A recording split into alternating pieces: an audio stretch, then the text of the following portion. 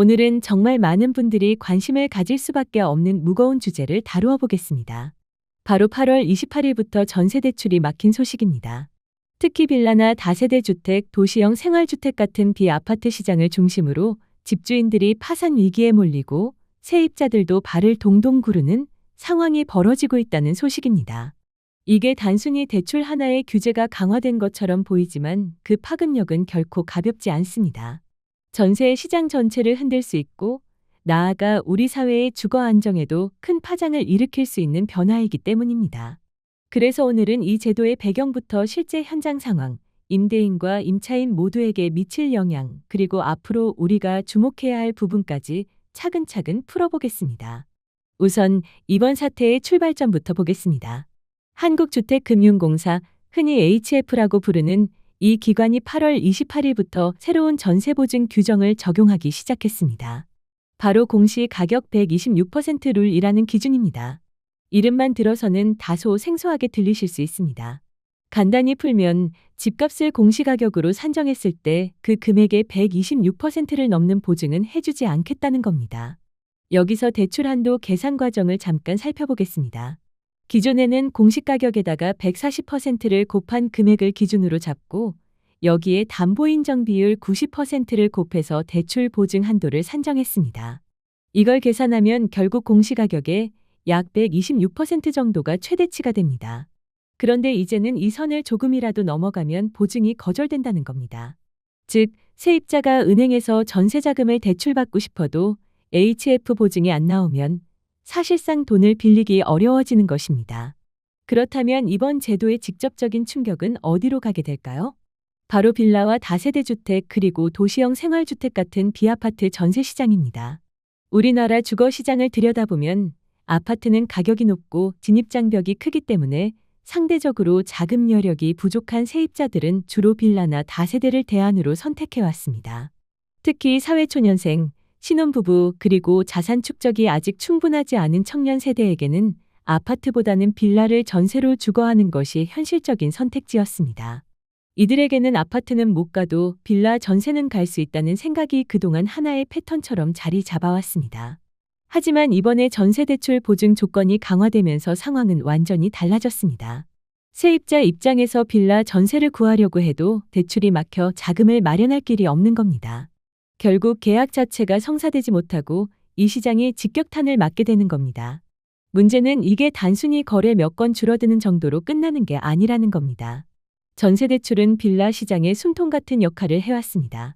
수요자 대부분이 대출에 의존해 전세를 들어왔기 때문에 대출이 막히면 시장 전체가 급격히 얼어붙습니다. 집주인들은 세입자가 들어오지 않아 보증금을 제때 돌려줄 수 없고 세입자들은 대체 거주지를 찾느라 불안정한 상황에 내몰리게 됩니다. 기존에는 이런 보증을 HUG, 즉 주택도시보증공사가 맡았었습니다. HUG가 문턱을 높이자 사람들은 HF 쪽으로 몰렸습니다. 그런데 이제 HF마저 이 기준을 강화하면서 사실상 전세대출이 막힌 것이나 다름없는 상황이 된 겁니다. 세입자 입장에서는 선택지가 줄고 집주인 입장에서는 세입자를 들이기 어려운 악순환이 시작된 겁니다. 자, 그럼 현장에서 어떤 일이 벌어지고 있을까요? 먼저 임대인의 입장을 보겠습니다. 집주인들은 지금 굉장히 불안합니다. 왜냐하면 기존 세입자가 나가면 새로운 세입자를 들여야 보증금을 돌려줄 수 있는데 신규 세입자들이 대출을 못 받으니 들어오기가 어려운 상황이 되었습니다.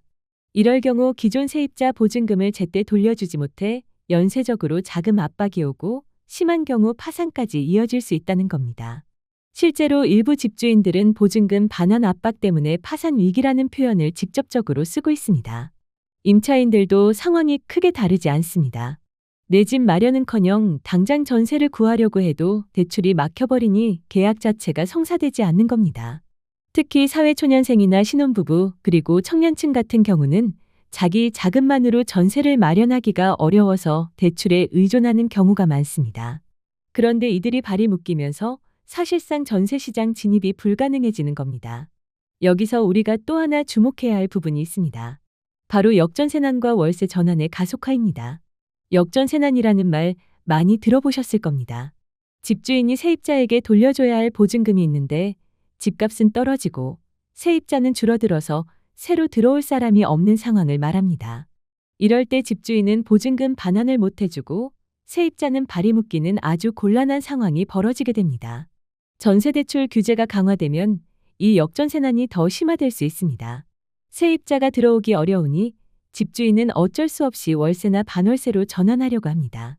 이렇게 되면 자연스럽게 전세는 줄고 월세가 늘어나게 됩니다.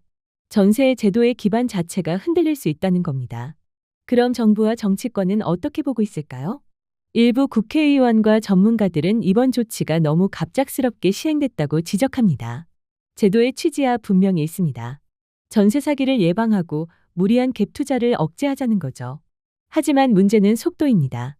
너무 급작스럽게 강화되다 보니 현장에서 준비가 안 된 상태에서 혼란만 키우고 있다는 겁니다. 한 국회의원은 이런 말을 했습니다. HF가 주택가격을 산정할 때 공시가격이 아니라 실제 거래가를 반영해야 하고 시장이 충격을 덜 받도록 연착륙 방안을 마련해야 한다. 실제로 공시가격과 실거래가 사이에는 꽤 큰 차이가 있습니다. 공시가격은 현실을 따라가지 못하는 경우가 많습니다. 그러니 현실과 동떨어진 기준이 되지 않도록 조정이 필요하다는 겁니다. 결국 이 문제는 단순히 한 기관의 규제 강화로 끝나는 게 아니라 우리나라 전세 제도 자체의 구조적 취약성을 드러내는 사건이라고 볼 수 있습니다. 아파트 중심의 주거 구조, 빌라와 다세대의 상대적 취약성, 그리고 전세 대출 의존도가 높은 세입자 구조까지 여러 가지 문제가 한꺼번에 드러난 겁니다. 그렇다면 전세 대출이 막히게 되면 앞으로 어떤 일이 벌어질까요? 다수의 전문가들은 이렇게 전망합니다. 단기적으로는 빌라 시장의 침체가 심화되어 신규 거래가 줄고 가격이 더 떨어질 수 있다고 전망하고, 중장기적으로는 전세에서 월세로의 전환이 가속화될 수 있다 전망합니다. 그리고 무엇보다 세입자들이 주거 불안을 심하게 느낄 수 있습니다. 집주인과 세입자 모두 고통을 겪게 되는 구조가 되는 겁니다. 오늘 이야기를 정리하면 다음과 같습니다. 8월 28일부터 시행된 전세대출 규제 강화 공시가격 126% 룰은 빌라와 다세대 같은 비아파트 시장을 직격했고 집주인과 세입자 모두에게 고통을 안겨주고 있습니다. 제도의 목적은 전세 사기 예방과 투기 억제지만 현장의 충격은 결코 가볍지 않습니다.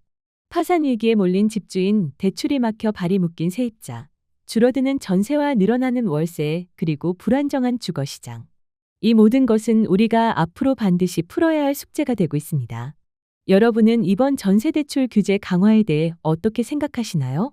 단순히 시장 안정화를 위한 불가피한 조치라고 보시나요? 아니면 서민 주거 불안을 가중시키는 잘못된 접근이라고 보시나요? 댓글로 여러분의 생각을 남겨주세요.